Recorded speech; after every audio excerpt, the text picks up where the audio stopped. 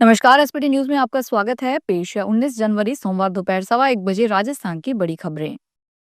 Delhi Jaipur national highway 48 पर कोटपुतली बहरौड जिले के सोतानाला फ्लाईओवर के पास एक ट्रेलर पलट गया। आशंका जताई जा रही है कि घने कोहरे के कारण यह हादसा हुआ। सोमवार सुबह करीब 7:30 बजे कचरे से भरा हुआ 18 चक्का ट्रेलर हाईवे के बीच पलट गया। इससे दिल्ली की जयपुर की तरफ जाने वाली लेन में 4 किलोमीटर लंबा जाम लगा हुआ है। मौके पर पनियाला पुलिस मौजूद है, जो क्रेन और जेसीबी की सहायता से दुर्घटनाग्रस्त ट्रेलर को हटवा रही है। हादसे में कोई जनहानि की सूचना नहीं है। देश की राजधानी दिल्ली में सोमवार की सुबह भूकंप के हल्के झटके महसूस किए गए। नेशनल सेंटर फॉर सिस्मोलॉजी के अनुसार सुबह लगभग 8:44 पर आए इस भूकंप की तीव्रता रिक्टर स्केल पर 2.8 रही। इसका केंद्र उत्तरी दिल्ली के इलाके में जमीन से करीब 5 किलोमीटर नीचे पाया गया। राहत की बात यह है कि तीव्रता कम होने की वजह से किसी भी तरह की जान माल के नुकसान की कोई सूचना नहीं मिली है।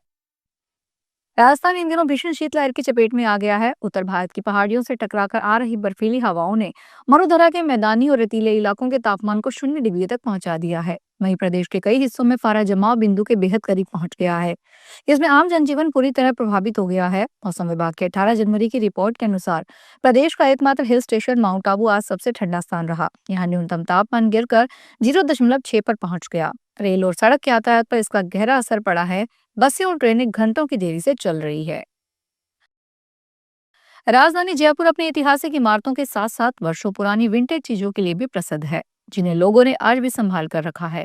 इसी परंपरा को आगे बढ़ाते हुए हर साल Rajputana automotive sports car club की ओर से Jaipur vintage and classic car exhibition का भव्य आयोजन किया जाता है। यहाँ 100 साल से भी अधिक पुरानी कारें राजस्थान सहित देश भर से जयपुर पहुंचती है।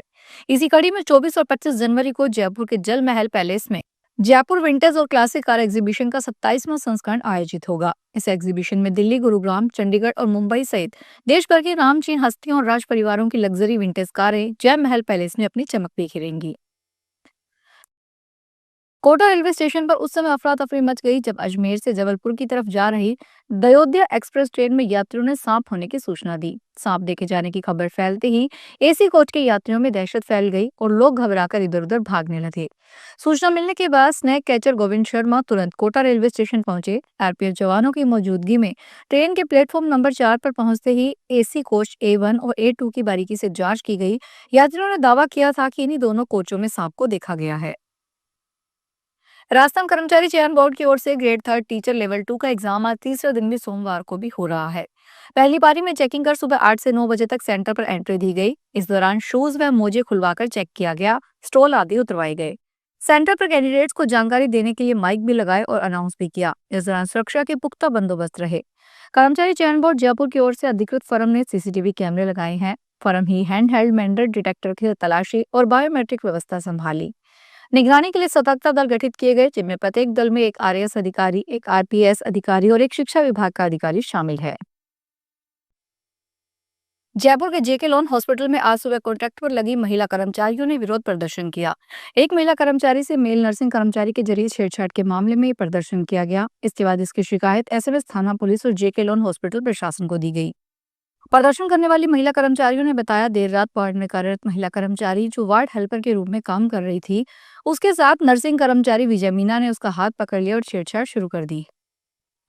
राष्ट्रीय आपदा प्रतिक्रिया बल सोमवार को अपना 21वां स्थापना दिवस मना रही है। इस अवसर पर प्रधानमंत्री नरेंद्र मोदी ने एक भावुक संदेश साझा करते हुए बल के जवानों की बहादुरी और समर्पण की तारीफ की। प्रधानमंत्री मोदी ने सोशल मीडिया प्लेटफॉर्म एक्स पर एक पोस्ट में लिखा, नेशनल डिजास्टर रिस्पांस फोरम के स्थापना दिवस पर हम उन सभी पुरुषों और महिलाओं का दिल से आभार व्यक्त करते हैं, जिनका प्रोफेशनलिज्म और पक्का इरादा मुश्किल समय में सबसे आगे रहता है।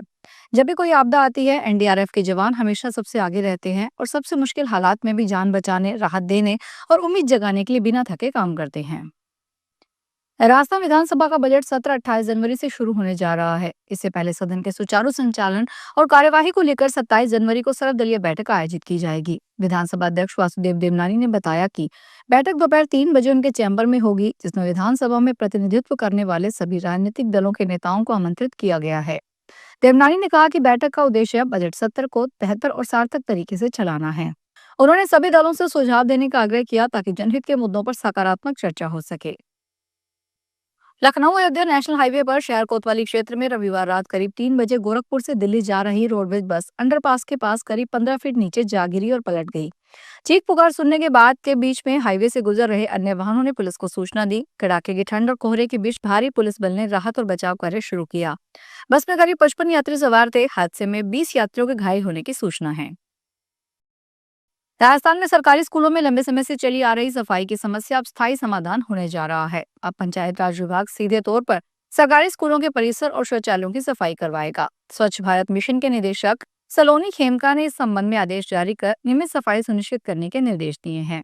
नए आदेशों के अनुसार अब सफाई का काम केवल स्कूल के बाहर तक सीमित नहीं रहेगा। चार दीवारी के अंदर का काम पूरा परिसर और शौचालयों की सफाई की जिम्मेदारी पंचायतों की होगी। इसके लिए विशेष संवेदकों को नियुक्त किया गया है। सिरसा में ट्रैक्टर चालक पृथ्वी सिंह ने कभी सोचा नहीं था कि एक ही रात में उसकी किस्मत बदल जाएगी। उसकी 10 करोड़ रुपए की लॉटरी लगी है। मामला हरियाणा के सिरसा का है, जहां एक ट्रक ड्राइवर ने लोहड़ी की लॉटरी पर पहला इनाम जीता है। जानकारी के अनुसार सिरसा जिला के रानिया में गांव महंदनपुरिया में ट्रक चालक पृथ्वीराज सिंह ने पंजाब की लोहड़ी को लेकर लॉटरी टिकट खरीदा था। जैसे ही गाँव में यह खबर फैली तो ढोल नगाड़ों के साथ लोग पहुंचे और परिवार को बधाई दी। पृथ्वी सिंह दिहाड़ी पर ट्रैक्टर चलाने का काम करता है। फिलहाल इस बुलेटिन में इतना ही, फिर हाजिर होंगे बड़ी खबरों के साथ।